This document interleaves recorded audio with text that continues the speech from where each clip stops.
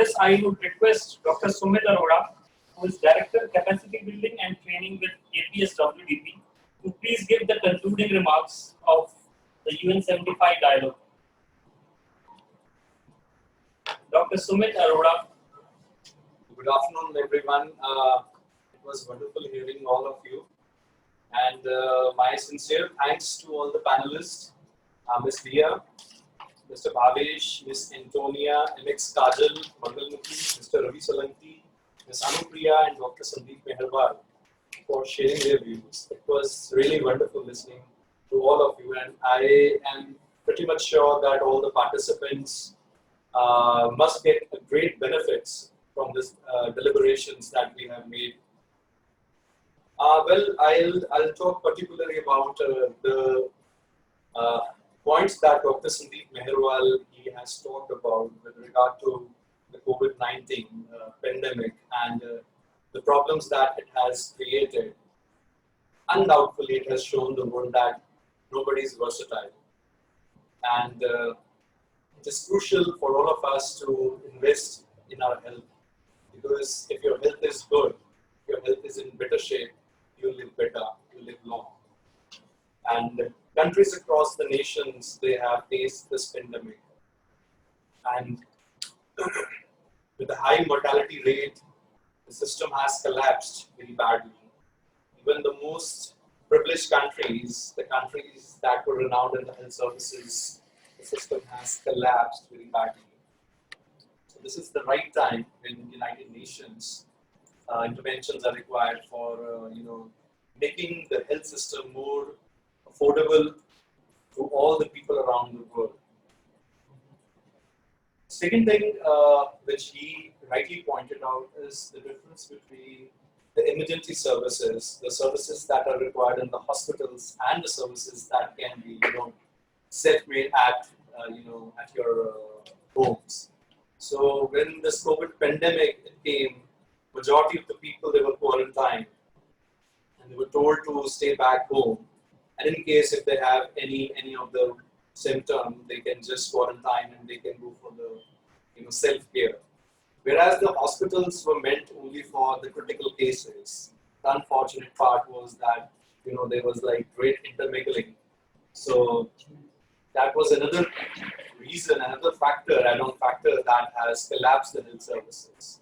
So yes, United Nations, especially the United Nations Development Program, which is implementing its project almost everywhere in the world, must ensure that all the individuals, all the citizens, they must avail the health services. I would also like to talk about what Mr. Bhavesh Swami he has emphasized on. See, this is the need of the hour. We must understand the affordable technologies are quite important to adhere because of this rising climate crisis. So solar energy is one of them, and in majority of the countries we have the policies for the use of solar energy, and particularly the government of India is giving great subsidies on the use of solar energy. So I think this is the right time, and nations across the world must come together for climate change adaptation, as well as the future part, that is mitigation. Last but not the least, I would also like to talk about what MX Kajal, Mangalmukhi, and Ms. Anupriya they have pointed out.